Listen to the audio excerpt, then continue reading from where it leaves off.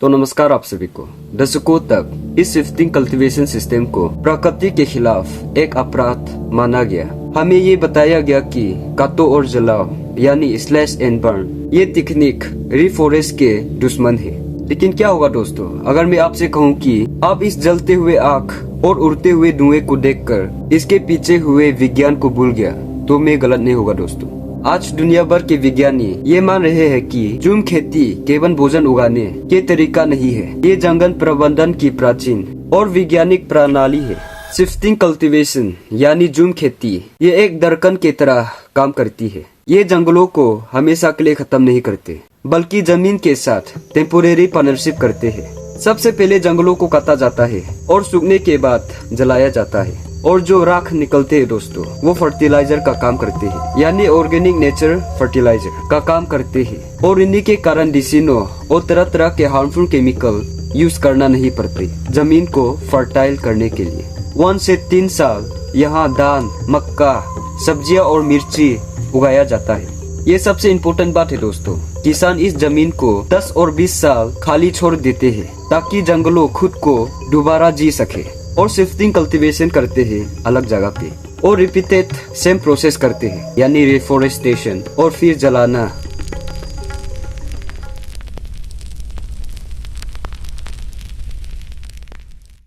ये कहना गलत नहीं होगा कि दोस्तों इस शिफ्टिंग कल्टीवेशन के कारण या इस शिफ्टिंग कल्टीवेशन के दौरान बहुत ही ह्यूज अमाउंट में रिफॉरेस्टेशन करते हैं और बहुत ही ज्यादा कार्बन डाइऑक्साइड जैसा गैस रिलीज होते हैं। उन्हीं के कारण क्लाइमेटिक चेंज जैसा एनवायरमेंटल प्रॉब्लम देखने को भी मिलता है। पर आप ये याद रखो कि ये रिफॉरेस्टेशन और जलाना ये हमेशा नहीं होते, ना हर मंथ ना हर दिन होते हैं। जिस तरह फैक्ट्रीज इंडस्ट्रीज बर्न होते हैं उसी तरह तो बिल्कुल भी नहीं होते दोस्तों। शिफ्टिंग कल्टीवेशन में जो आग जलाया जाते हैं, जो रिफॉरेस्टेशन करते हैं, वो बस स्पेसिफिक टाइम पीरियड में होता है। हालांकि जलाने से कार्बन डाइऑक्साइड निकलते हैं, पर कल्टीवेशन के दौरान जब जंगल तेजी से उगते हैं तो वो पूर्ण जंगलों के तुलना में कहीं अधिक तेजी से कार्बन सोखता है, और पेड़ पौधे भी पहले के तुलना में कहीं स्ट्रॉन्ग और हेल्दी होते हैं। इंडिया में नॉर्थ ईस्ट रीजन में ज्यादातर देखने को मिलता है ये शिफ्टिंग कल्टीवेशन सिस्टम।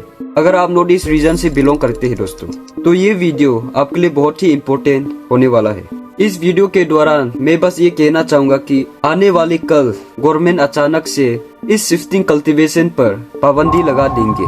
क्या क्या बड़ा इम्पैक्ट पड़ने वाले हैं ये एक्सप्लेन करने वाला हूँ दोस्तों।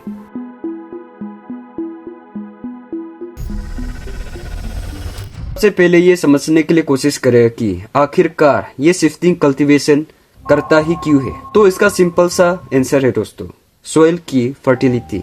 ट्रॉपिकल और हिली एरिया यानी पहाड़ी इलाकों में मिट्टी में न्यूट्रिएंट्स की जल्दी कमी पड़ जाती है। अगर हम एक ही जगह पर खेती करते रहे तब यहाँ का मिट्टी यानी सोइल अपना न्यूट्रिएंट्स खो देंगे, और ऐसा हुआ तो यहाँ के लोकल जो विलेजर होते हैं भूख के दौरान अपना फैमिली का पेट पालने के लिए मुश्किल पड़ जाएंगे दोस्तों। ऐसा कभी ना हो दोस्तों, पर कल अचानक इकोनॉमिक ग्रोथ स्टैग्नेंट पर जाते हैं तो यहाँ के लोकल यानी विलेजर के पास इतना तो दम होना चाहिए कि अपना खेत से खा सके। इकोनॉमिक ग्रोथ में भी बड़ा ही योगदान देते हैं दोस्तों, वो भी ऑर्गेनिक वेजिटेबल और फ्रूट्स, ना कोई मिलावट। ऐसा बिल्कुल भी नहीं कि बस खुद खाने के लिए खेत करके बेचते हैं।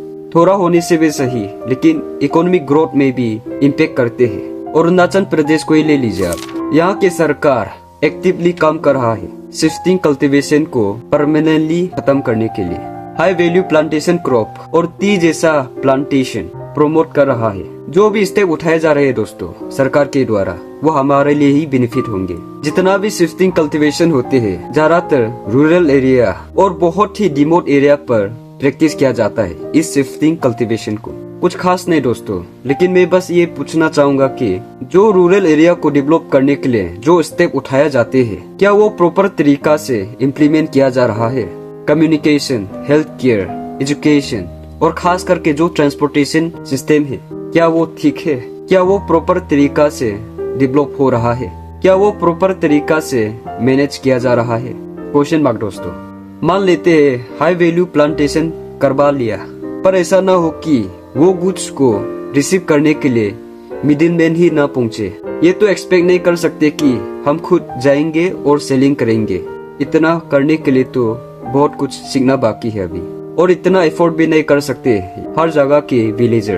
तो यहाँ के लोग मिडिलमैन के द्वारा ही सप्लाई करते हैं जो भी गुड्स उगाया जाते हैं। फिर ऐसा भी ना हो कि कुछ लोगों को छोड़कर बाकी विलेजर की हालत टाइट ना हो जाए, और ऐसा भी ना हो कि एक दिन का खाना के लिए, एक दिन का पेट पालने के लिए माइग्रेशन कर रहा है। तो दोस्तों ये था कुछ वजह और कुछ प्रॉब्लम जो हो सकता है अगर सडनली इस शिफ्टिंग कल्टीवेशन को रोकने का काम किया गया। अगर आपको लग रहा है मैं गलत कह रहा हूँ तो आप कमेंट करके करेक्ट कर सकते हैं मुझे। आपका हाथ पर छोड़ता हूँ दोस्तों।